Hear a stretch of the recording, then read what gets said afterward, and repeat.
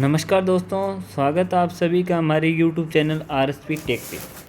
ठीक है दोस्तों, तो मैंने आपको कल एक डेमो क्लास में डीसी जनरेटर के बारे में बताया।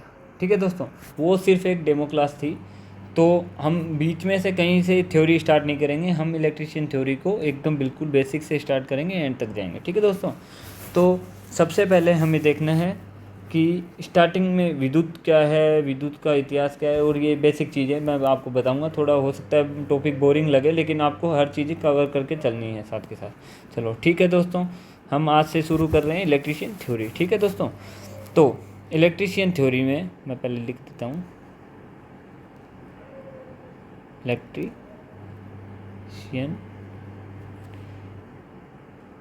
थ्योरी। ठीक है दोस्तों, थोड़ा इसको पतला कर ही लेते पेन को। तो इलेक्ट्रिशियन थ्योरी में दोस्तों सबसे पहले हम देखते हैं विद्युत।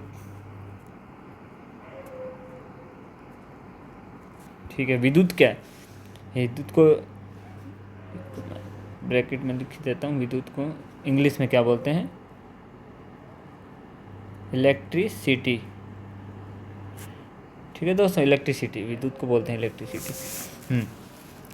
तो सबसे पहले आए, हाँ दोस्तों, विद्युत एक प्रकार की ऊर्जा है। ठीक है, विद्युत एक प्रकार की ऊर्जा है जिससे हम विभिन्न कार्य संपादित करते हैं। ठीक है, लिख लो, विद्युत एक प्रकार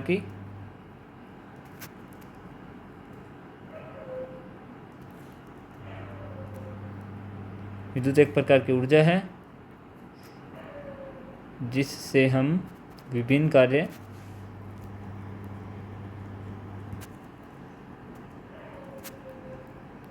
संपादित करते हैं,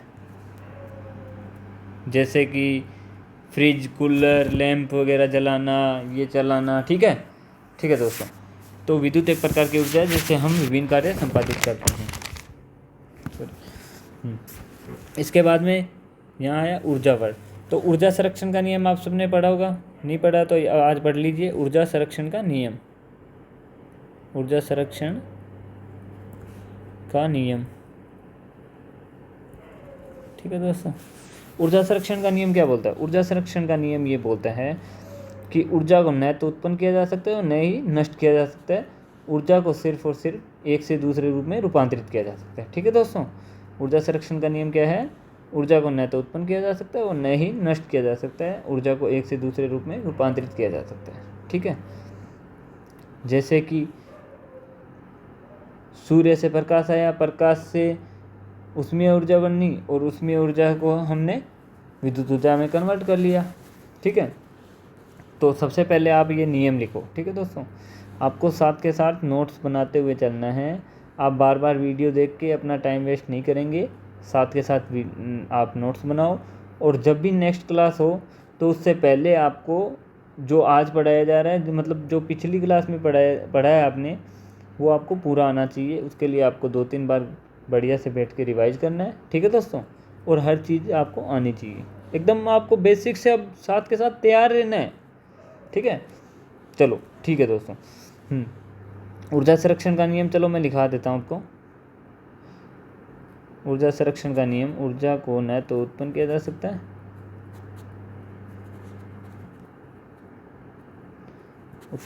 सकता है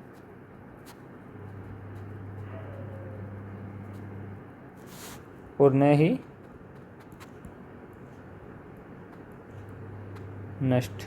ठीक है, ये है ऊर्जा संरक्षण का नियम। ऊर्जा को एक से दूसरे रूप में रूपांतरित किया जा सकता है। ऊर्जा को एक से दूसरे रूप में रूपांतरित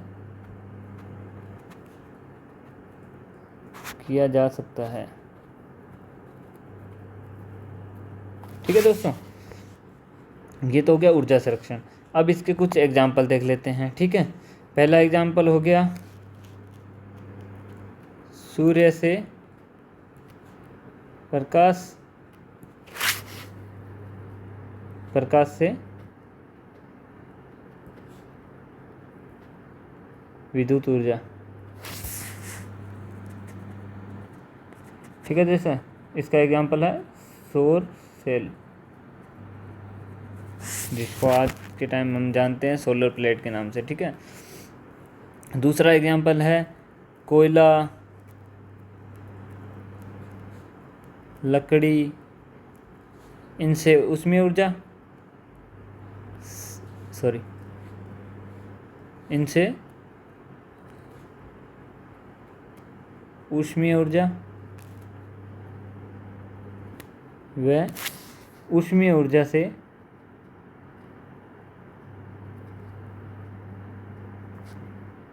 विद्युत ऊर्जा। इसका उपयोग कहाँ होता है? थर्मल पावर प्लांट में, थर्मल पावर प्लांट, ठीक है दोस्तों। एक बार आप देख लीजिए। चलो, अब मैंने ये लिखवा दिया। अब आपको मैं जब रिवाइज कराऊंगा तब आपको साथ में लिखना है, एक बार आप समझ लीजिए, ठीक है, साथ के साथ, ठीक है। मैं दोस्तों आपको लिखने के लिए भी टाइम दूंगा। चलो आप लिख लीजिए पहले 1 मिनट के लिए, मैं साथ के साथ रिवाइज कर देता हूँ, आप लिखते चलना, ठीक है। मैं आपको साथ के साथ रिवाइज करना हूँ, आप लिखना। सबसे पहले हमने लिखा विद्युत। विद्युत क्या है? विद्युत एक प्रकार की ऊर्जा है, विद्युत एक प्रकार की ऊर्जा है जिससे हम विभिन्न कार्य संपादित करते हैं, ठीक है दोस्तों।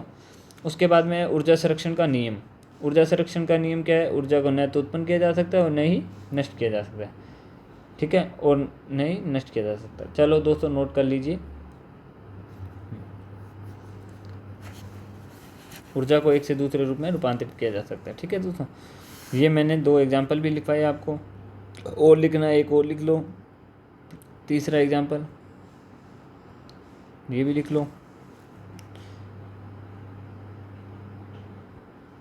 पवन ऊर्जा से यांत्रिक ऊर्जा,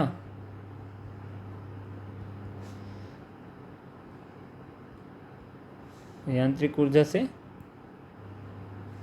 व यांत्रिक से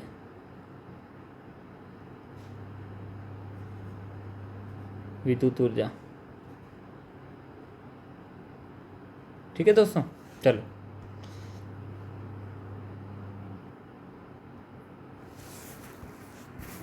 चलो दोस्तों, ठीक है, अब हो गया ये। अब इसके बाद में हम देखते हैं थोड़ा सा एक, ये मतलब आपको थोड़ा बोरिंग लगेगा लेकिन सब चीज़ें कवर करनी है आपको, तो इसके लिए आपको मैं बताता हूँ विद्युत का इतिहास। विद्युत का इतिहास आपने सबने पढ़ा हुआ है, ये सबसे पहले बुक में, इलेक्ट्रिशियन थ्योरी की जो भी बुक लोगे आपने, उसमें सबसे पहले ये लिखा होगा। चलो ठीक है, एक बार मैं थोड़ा रिवाइज करवा देता हूँ आपको। विद्युत का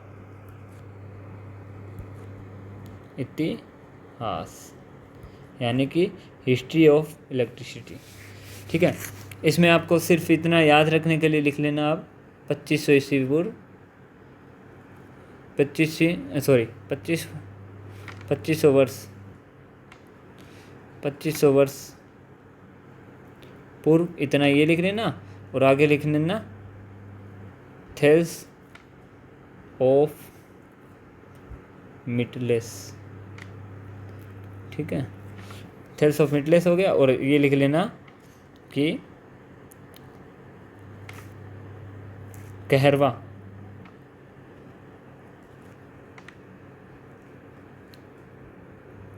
की छड़,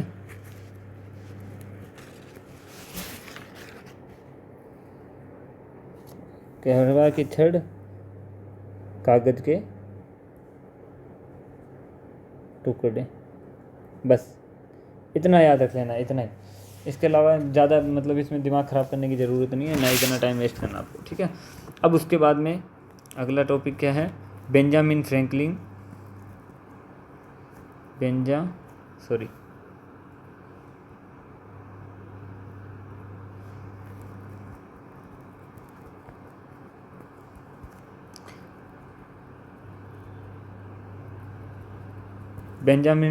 की फ्लूइड थ्योरी, ठीक है दोस्तों। फ्लूइड का मतलब क्या होता है? फ्लूइड क्या होता है? तरल, ठीक है। बेंजामिन फ्रैंकलिन ने फ्लूइड थ्योरी कब दी थी? 1747 में, ठीक है। और फ्रैंकलिन ने क्या थ्योरी दी थी? फ्रैंकलिन के हिसाब से प्रत्येक पदार्थ में दो प्रकार के प्रत्येक पदार्थ में फ्लूइड होता है जो उनको आपस में घर्षण रद्द करने पे एक पदार्थ में उसकी कमी होती है और दूसरे में अधिकता वाला होगा पॉजिटिव और कमी वाला होगा नेगेटिव। अधिकता और ये हो गया कमी वाला।